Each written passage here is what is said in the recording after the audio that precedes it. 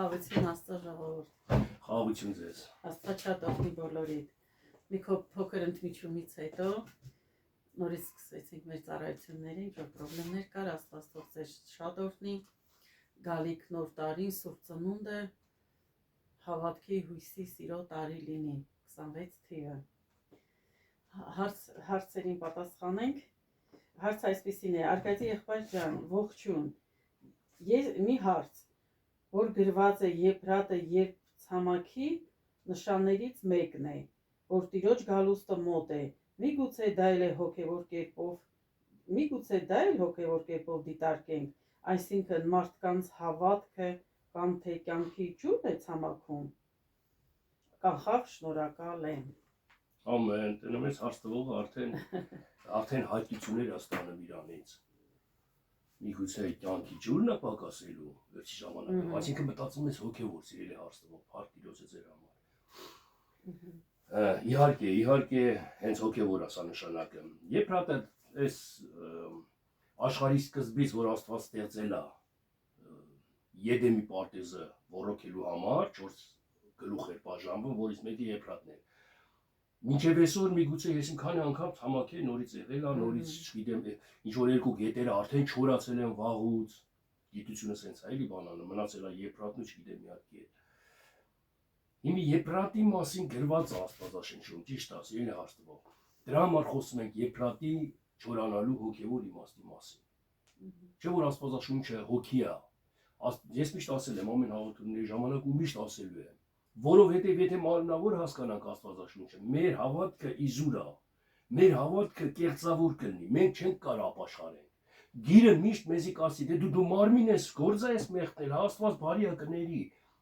Միշտ այսպես կխաբի գիրը մեզի ու կտշնամասնի Աստծու հետ։ Դրա համար հոգևոր պետք է մենք հասկանանք, որ հոգին մեր մեջ ապրի։ Գիրը մարմինը ինչ ուզում է թողանի սատանան մեր ծախը, ասենց ասած։ Մեր հոգին է, որ Աստծուն պետք է պաշտի ճշմարտապես։ Իսկ եթե մեր ներսը հոգին Քրիստոսին ընդունենք, սուրբ ու մաքուր ընդունենք, մեր դուրսը ուզած փայլելու է։ Մենք ջանք ենք անում, որ այս մի մեղքը չգործենք։ Ես շատ ժամանակ աղոթք եմ արել, ծոմ եմ պահել, հայտարարել եմ եկեղեցում իմ համար աղոթք արեք, իմ ներսի մեղքը թողելու համար չի ստացվել։ Բայց երբ որ Քրիստոսին ընդունեցի իմ մեջ, ես գիտակցեցի, որ ինքը հոգի է ու հոգով ընդունեցի իրան, հիշեցի, վայ, ես մեղքը ես առաջ անում էի, բայց ինչ եղավ։ Հասկանում եք միտքս ինչ եմ ուզում ասեմ, Աստված է, լուսավորում է, մեղքը փախնում է։ Դու ջանք չես անում, դու ոնց կարաս ես սենյակի միջից, եթե լույսը անջատենք, մութը լինի։ Մտին ուզենաս բրդես հանես դուրս։ Ինչքան է ջանք անես, քամի անես, բան անես, չի լինի մութը դուրս։ Մտին մենակ դուրս կհանի լույսը, որը Հիսուս Քրիստոսն է։ Իսկ մութը սատանեն է, մեղքն է։ Սենց լավ։ Պատասխանենք այդ հարցին Եփրատի մասին։ Ես կարդամ որտեղ է գրված Աստվածաշնչի մեջ մի տեղ է գրված Եփրատի մասին Հայտություն 16:12-ում։ Կարդամ ամենքի շինության համար։ Եվ 6-րդ հրեշտակը իր սկավառակը թափեց մեծ գետ Եփրատի վրա, եւ նրա ջրերը ցամաքեց, որ արևելքի թագավորների ճանապարհը պատրաստվի։ Որ արևելքի թագավորների ճանապարհը պատրաստվի։ Եփրատին պետք է չորանալ, որ արևելքի թագավորների ճանապարհը պատրաստվի։ Եթե չչորանա, պատրաստ չի լինի։ Եթե ֆիզիկապես գրով ուղղակի նայենք, այս գրվածքին, ի՞նչ կապ ունի Եփրատի չորանալը արևելքի թագավորների հետ։ Հենց որ չչորանա, թագավորների ճանապարհը չի պատրաստվի։ Հասկանում եք, ստեղ միտքը հոգևոր ասիլելի քուրս եւ եղբայրս։ Շանագության մեջ չկարդամ եւ տեսա վիշապի բերանից եւ գազանի բերանիցը եւ սուտ մարգարեի բերանիցը երեք պիղծ հոգի էին դուրս գալիս գորտերի նման, որը ծուլության ոգիներն են մի խոսքով։ Այսինքն գետը չորանալուց հետո այդ պիղծ ոգիները գազանի բերանից դուրս են գալի։ Եփրատ բնագրով թարգմանվում է ժայթքում, քաղցր ձևով ժայթքում։ Հասկանում եք, գետը հոգևոր իմաստով գետը խոսքն է, որը հոսում է, դա շատ լավ է, դա ոռոգում է քեզի, որ կայնած չի, Աստվածաշնչի խոսքը կայնած չի, գրված է գինե գլխիշորցի ու վերջ, էլ չես մտածում, էլ խորություն չկա, այսինքն կայնած է այդ գետը, չի շարժվում,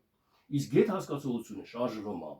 գլխին շոր գցելը, գլուխը կնոջով է ամուսինը, դե շարժվում է, հետում ես առաջ այդ մի այդ գրին տանում, խորանում ես գրի մեջ, շարժ ես տալի գրի։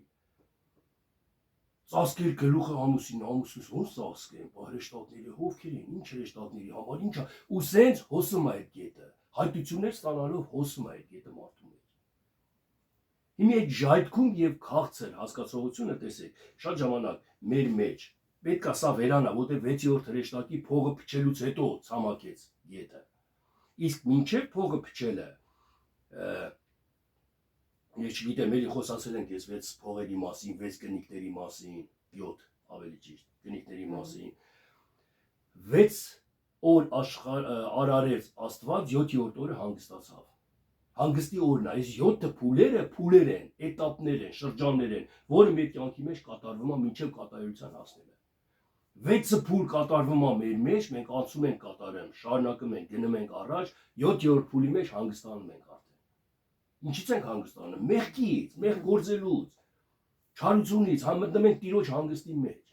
Աստծո հանգստի մեջ։ Հիմա այստեղ 6-րդ փողը փչելուց հետո Եփրատը ցամաքեց։ Պետք է ցամաքի Եփրատը, որ մենք մտնենք 7-րդ օրվա մեջ, հանգստի մեջ։ Այսինքն ժայթքում կամ քաղցր, խոսքը որ ժայթքում է մարդու միջից կամ քաղցր է այդ խոսքը։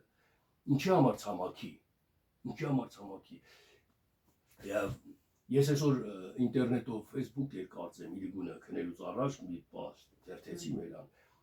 Մարդիկ քարոզում են, Աստվածաշունչն են քարոզը։ Աստված այնպես սիրեց աշխարհը, որ իր որդուն տվեց, ոգևորվում են, մի ժողովուրդը ծափեն տալի, մի պարում են։ Ես նայում եմ ախր 1000 անգամ կարդացել են։ Այս գիրը 1000 անգամ կարդացել ենք այդ մասին մենք գիտենք։ Ինչ է սա նշանակը։ Ոգևորվածություն։ Սրա մեջ չկա հոսք, ընթացք։ Բայց Աստված ասում է, այդ ձեր ժայթքումը, որ ժայթքում է ձեր բերանից ու քաղցր է ձեր համար, դա ցամաքելու է։ Մինչև դա ցամաքի տերը չի գա։ Իսկ ո՞նց պետք է ցամաքի։ Դու պետք է արդեն լուրջ քարոզես Աստծո խոսքը։ Այսինքն լուրջ ասելով ճշմարիտ ու անկեղծ քարոզես Աստծո խոսքը։ Պողոս առաքյանացման մտնեմ եկեղեցի։ Ավելի լավ է երկու խոսք իմաստությունով խոսքան հաստե բազում խոսքեր գոռամ ալելույա բան, բայց անիմաստ։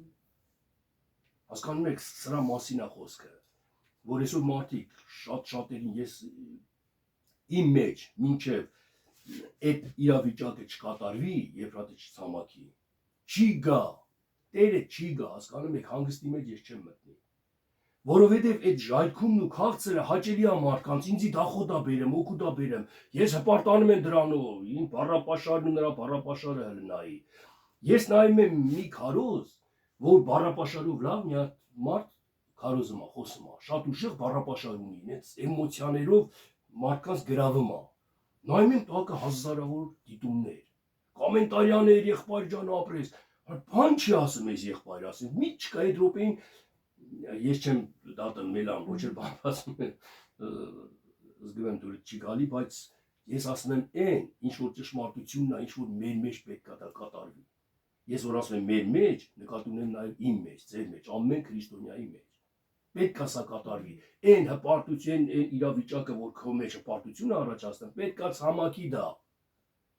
Պետք է ցամաքի, հասկանում եք, դու ոչ մեկ չհպարտանա իր գիտությունով, իր ճարտար լեզվով, իր, չգիտեմ, իմաստությունով Աստվածաշնչի մեջ էս ինչ տեղ է, էս ինչ համարի մեջ, էս ինչ բանն է գրված ու հպարտանում են դրանով, ժայթքում ու քաղցր է իրանց համար։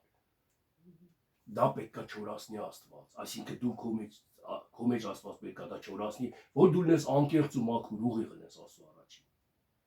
Այս մասին է խոսում, սիրելի հարց տվող, իրականում ճիշտ ես ասեմ, դու քո կարծիքը որ ասեցիր։ Ես ուզում կարդամ Զաքարիա 10-րդ գլուխ 11 խոսներ, 11-12-ը։ Եվ նա քանդվեցավ նույն օրը, եւ այսպես ճանաչեցին հոտի եւ այսպես ճանաչեցին հոտի խեղճերը, որ սպասում էին ինձ թե սա Տիրոջ խոսն է։ Եվ ես նրանց ասացի. եթե հաճելի է ձեր աչքերին, տվեք իմ վարձքը, իսկ եթե ոչ, սխալ եմ կարդում, չեմ հասկանում, ինչ տեղ բացվեց։ 10, 11, 12-ը։ Կներեք, 11-ը կարդացի, 11-րդ գլուխը, 10-րդ գլուխ, 11, 12 խոսքերը։ Եվ նա պիտի անցկենա նեղության ծովովը։ Նեղության ծովովը պետք է նա անցկենա։ Եվ պիտի զարկե ծովումը ալիքներին, եւ պիտի չորանան գետի բոլոր խորությունները, եւ պիտի, այսինքն այն իմաստությունը, որ դու ունես Աստվածաշնչից, իմաստությունը վատ չի, իմաստություն չունենա մարդը, չի կարա պաշտի ասում, բայց այս իմաստությունը, որ հպարտացնում է քեզ, այս մասին է խոսքը Աստվածաշնչի։ Ու այդ իմաստությունը գրով մարմնավոր իմաստություն է, հոգևոր կյանքի ներսի իմաստություն չի, այս իմաստության մասին է։ Երբ պետք է իջեցնեն Ասորեստանի հպարտությունը։ Տեսեք, պետք է չորանա գետի բոլոր խորությունները, երբ պիտի իջեցնի Ասորեստանի հպարտությունը, եւ Եգիպտոսի գավազանը պիտի հեռանա։ Գետերը երբ որ ցամաքում են, Ասորեստան նշանակում է կարմիր, այսինքն փորձության մեջ գտնվող։ Այդ փորձության մեջ դու պիտի հաղթես արդեն, Ասորեստանին պետք է հաղթես։ Եգիպտոսի գավազանը պետք է հեռանա քեզանից, Եգիպտոս նշանակում է մարմնի հարստահարումը։ Մեր մարմինը շատ բաների մեջ է մեզ հարստահարում, շատ բաների մեջ է մեզի հեռու պահում հոգևոր գործերի, հոգևոր ընթացքի մեջ։ Մարմնավոր հասկացողությունը, գերի հասկացողությունը։ Դրա համար ասում եմ, պետք է խփի Աստված գետի ալիքներին, ցամաքեսնի գետը խորություններին, գետի ծովի ալիքներին, որպիսի գավազանը Եգիպտոսի հեռանա, Ասորեստանին հաղթի որպիսի։ Տեսեք, նույն միտն էր մի քիչ առաջ հայտնության մեջ որ կարդացի։ Նույն միտն է, նույն հասկացողությունն է։ Պետք է անպայման քո մեջ դու պետք է նկատես սիրելի հարցնող, սիրելի քույրեր եւ եղբայրս։ Ամեն մեկս մենք պետք է մեր մեջ տեսնենք, այս խոսքը ես որ ասի հպարտությունից էր, թե ասու խոսքը տարածելու, փոխանցելուց էր։ Ինչի համար ես տենց ասեցի։ Դա դու կարաս մենակ իմանաս քո ներսի աշխարհում։ Ամեն մարդ կարա դրսևորած ուրիշ բան անի, բայց ներսը ուրիշ է լինի։ Սա մարդկային էություն ու մարդկային հատկություն է։ Դրա համար եթե քո ներսի աշխարհում կա մի բան, որ դու հպարտանում ես, ասու խոսքի վրա, ավելի իմ եկեղեցուն էլ տես, ժողովրդին սրանց եկեղեցուն էլ տես։ Հələ իմ քարոզն էլ լսի, սրա քարոզն էլ լսի։ Հələ իմ ես էլ նայի այդ գետն է, այդ հպարտությունն է, այդ խոսքի հպարտությունն է, որ պետք է խափանվի, որ մտնես Տիրոջ հանգիստը, այլապես, սիրելի քույրեր եւ եղբայրեր, մենք կլնենք տեղում դոփողներ, ոչ թե քայլող առաջ գնացողներ։ Մենք կլնենք կեղծավոր դպիր ու փարիսեցիներ, որ կլնենք եկեղեցում երկար տարիներով, բայց Աստծուն հաճելի չեն կլնի, ոչ էլ Աստծու գործը կկատարենք։ Մենք կլնենք փարիսեցի, սենց ասած։ Իսկ փարիսեցիների մասին Աստվածաշնչի մեջ գրված է, կարդացեք ու իմացեք, ինչ է նշանակում դպիր փարիսեցի, որոնք որ Քրիստոսին խաչեցին։ Այսքանը մելան, երևի այսքանով ավարտենք ժամանակի առումով էլ։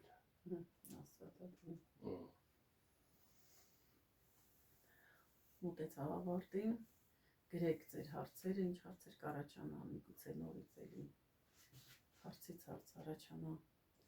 Աստված ձեր հետ մնա խաղաղության մեջ։ Տեր օրհնի ձեզ, ամեն։